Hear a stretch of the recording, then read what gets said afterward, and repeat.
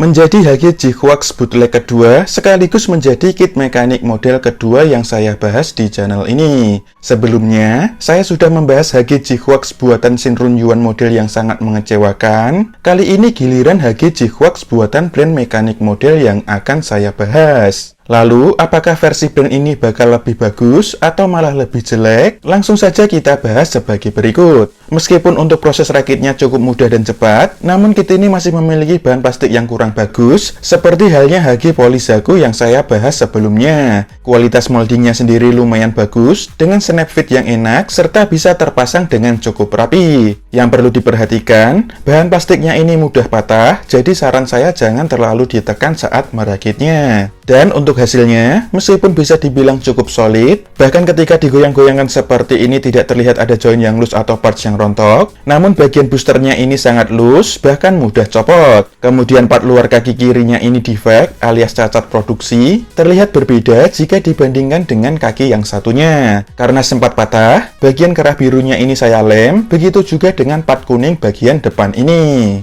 Sama seperti yang saya bahas sebelumnya, Gundam ini memiliki desain serta siluet yang unik, tidak terlihat seperti Gundam, lebih mendekati Evangelion dengan proporsi yang masih terlihat cakep. Memiliki kombinasi warna putih, biru, merah, kuning, dan hitam, dengan separah sifat yang bisa dibilang cukup akurat. Sedangkan untuk detailnya sendiri masih bisa dibilang lumayan bagus, mulai dari bagian kepala sampai ke bagian kaki, serta baik dilihat dari sisi depan maupun sisi belakangnya.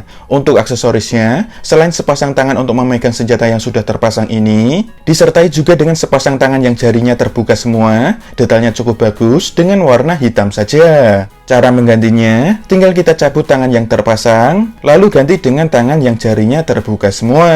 Kemudian ada kepala alternatif, yang mana ini merupakan kepala mode tertutup, hasilnya tidak begitu rapi, namun tetap terlihat bagus dengan kombinasi warna putih, merah, kuning, dan hitam. Dan setelah dipasang, hasilnya kurang lebih seperti ini, terkesan lebih kecil dan terlihat botak. Kemudian kita akan mendapatkan sebuah core fighter, merupakan support unit, yang juga bisa digunakan sebagai backpack booster. Bentuknya sendiri cukup unik, seperti huruf Y, detailnya terlihat lumayan bagus, dengan kombinasi warna putih, biru, dan hitam. Bagian pangkalnya ini bisa diputar 360 derajat, begitu juga dengan bagian boosternya. Cara menggunakannya, copot terlebih dahulu bagian ujungnya, lalu pasang ke punggungnya seperti berikut ini. Kemudian untuk senjatanya, yang pertama kita akan mendapatkan beam rifle, memiliki bentuk yang keren, detailnya juga lumayan bagus, dengan kombinasi warna hitam, putih, dan kuning. Kemudian cara menggunakannya adalah dengan metode sandwich seperti berikut. Lalu senjata yang kedua, kita akan mendapatkan Hithawk, sebuah kapak dengan bentuk yang lumayan keren, dengan bilahnya yang tidak begitu besar, detailnya lumayan bagus, serta memiliki warna hitam saja. Cara menggunakannya, tinggal kita colokkan saja ke tangan memegang senjata.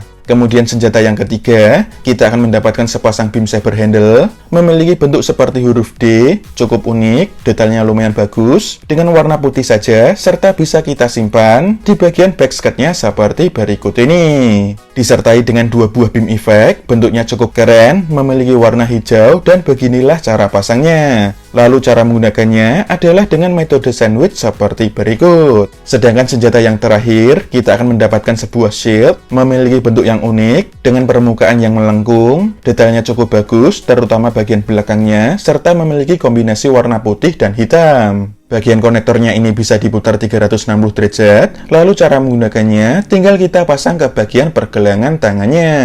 Tentu saja, kit ini disertai dengan foil stiker, isinya lumayan banyak, yang mana berukuran kecil, dan bagian mata saja yang saya pasang. Untuk hasilnya, bisa terpasang dengan rapi sebagai berikut. Ada juga selembar stiker marking atau dekal, isinya lumayan banyak, dan semuanya berwarna merah. Untuk ukurannya, kit ini memiliki tinggi sekitar 13 cm sampai bagian kepala, dan berikut ini adalah perbandingan dengan Hage Light Up Gun Cannon buatan Leopard model, serta Hage Polizaku yang juga buatan brand mekanik model. Lalu jika dibandingkan dengan Hage G-Quarks buatan Shinrun Yuan model, bisa dibilang keduanya terlihat hampir mirip, baik dilihat mulai dari bagian kepala sampai ke bagian kaki, serta jika dilihat dari sisi depan maupun sisi belakangnya. Meskipun jika dilihat lebih seksama, bagian kepalanya ini jauh lebih bagus milik mekanik model. Untuk artikulasinya, bagian kepala bisa mengangguk-angguk, lalu miring kanan kiri juga bisa, serta bisa juga diputar 360 derajat meskipun agak susah. Tangannya bisa diangkat sejauh ini, bisa dibilang cukup bagus. Dengan bagian ini yang bisa digerakkan sedikit. Bahunya bisa digerakkan maju mundur,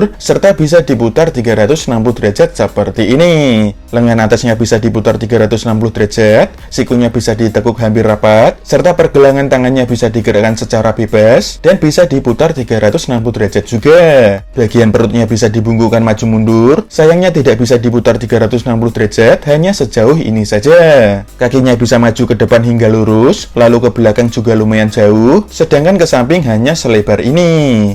Untuk pangkal pahanya bisa diputar-putar, serta lututnya bisa ditekuk hingga rapat. Bagian pergelangan kakinya bisa diputar-putar, serta bagian ujungnya bisa digerakkan naik turun seperti berikut ini. Untuk kesimpulannya, meskipun ada bagian yang loose dan gampang copot, serta ada part yang patah, namun menurut saya, Hagi G-Hwax versi mekanik model ini masih lebih baik ketimbang versi Shinrun Yuan model. Proses rakitnya sendiri cukup mudah dan cepat, dengan snap fit yang juga enak. Hanya saja, perlu ekstra hati-hati saat merakitnya, karena bahan plastiknya rawan patah. Sama seperti Hagi Polisaku, kit ini pun juga tidak mendapatkan bonus apapun, sebagaimana kit bootleg pada umumnya. Karena aksesoris maupun senjatanya cukup lengkap, maka kit ini bisa diajak melakukan berbagai macam pose. Dan karena di marketplace sendiri kit ini sudah susah dicari, saya pun tidak bisa merekomendasikannya. Dan untuk video reviewnya kurang lebih seperti itu saja. Kita akan ketemu lagi di video yang selanjutnya.